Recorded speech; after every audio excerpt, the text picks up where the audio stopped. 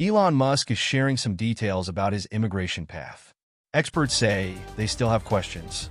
It's rare to hear Elon Musk discuss the details of his own immigration journey. But the billionaire tech tycoon opened up about some of it over the weekend in a series of posts on the platform he owns, X, hours after the Washington Post reported that Musk began his career working illegally in the U.S. when he was building a Silicon Valley startup in the 1990s. The newspaper's story cited court records, company documents, and former business associates, including a past CEO of the company who said investors had worried that Musk could be deported. Musk hasn't responded to CNN's request for comment on the report. He also hasn't responded to CNN's request for comment about remarks he once made describing his past immigration status as a gray area. In a post on X, where video circulated of President Biden referencing the Washington Post report's claims, Musk denied that he'd worked without authorization. "I was in fact allowed to work in the U.S., Musk wrote, accusing Biden of lying. The newspaper's report and Biden's remarks circulated widely among critics of Musk, some of whom accused the world's richest man of having a double standard given how much time he's devoted to slamming illegal immigration in the run-up to the 2024 presidential election. Supporters of Musk, including Tesla fan accounts, also swiftly rose to his defense and criticized Biden. In response to one such post, Musk described two visas he once had, offering more detail than he'd previously shared publicly. "I was on a J-1 visa that transitioned to an H-1B," Musk wrote. "They know this, as they have all my records. Losing the election is making them desperate." But experts told CNN those details raise additional questions Musk hasn't answered.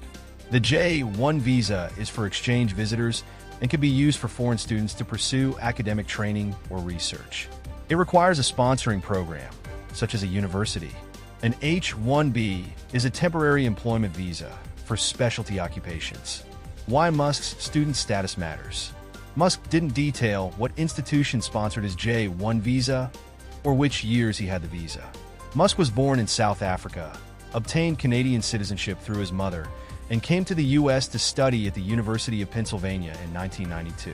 He became a U.S. citizen a decade later, according to biographies of the billionaire. He has said in the past that after leaving Penn, he had planned to pursue graduate studies at Stanford, but dropped out to work on founding his first company. That's significant, experts say, because there are strict rules about the kind of work allowed when someone is in the U.S. on a student visa, and work authorizations tied to student visas generally require someone to be actively studying or for the sponsoring institution to allow the student to get academic or practical training after graduation. Immigration attorney Greg Siskind, who's co-authored multiple editions of a guide to J-1 visas, says transitioning from a J-1 visa to an H-1B visa is a possible path. But he says a J-1 visa wouldn't provide work authorization to someone who dropped out of a degree program. The moment Musk dropped out, he would have lost his status and been unauthorized to work, Siskind says. Musk would have needed to be engaged in a full course of study, at least 12 academic hours a semester, in order to qualify for work while being a J-1 student, Siskind wrote on X. A Stanford spokeswoman told CNN last month that the university had no record Musk had ever enrolled there, but that he had been accepted into the school's materials science and engineering graduate program. Asked if Musk ever had a student visa connected with the university, the spokeswoman said she did not know because further documentation was unavailable. What if Musk's visa was obtained through the University of Pennsylvania, where he studied as an undergraduate? The same criteria would apply, Siskind says. And given Musk's background, Siskind says it's unlikely he would have been eligible for humanitarian exceptions sometimes granted to allow off-campus work due to economic hardship.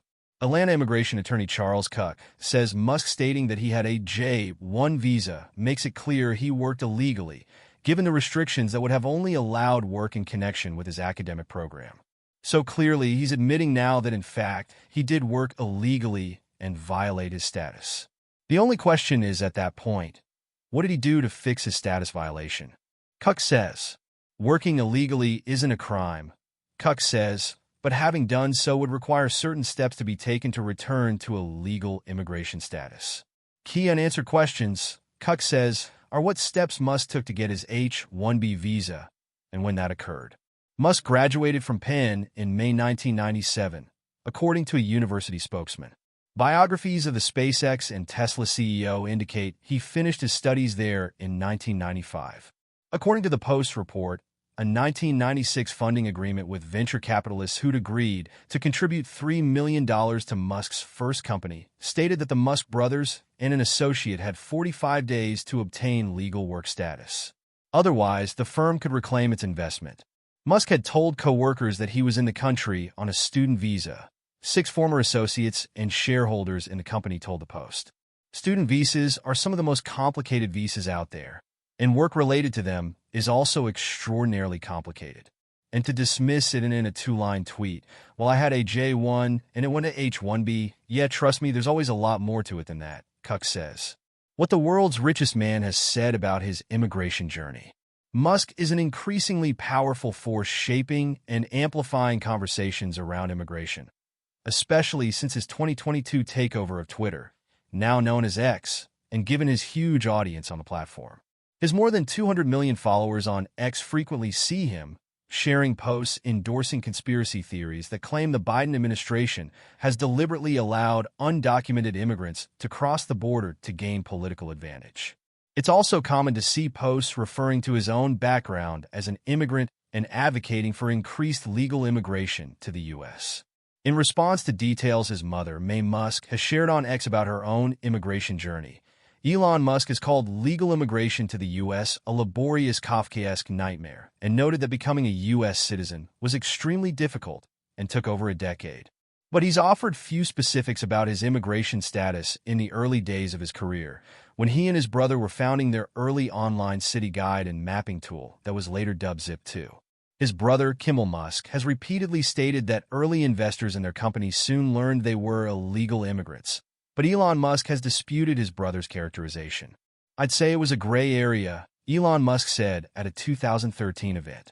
And in a 2020 podcast interview, Elon Musk said he had a student work visa at the time.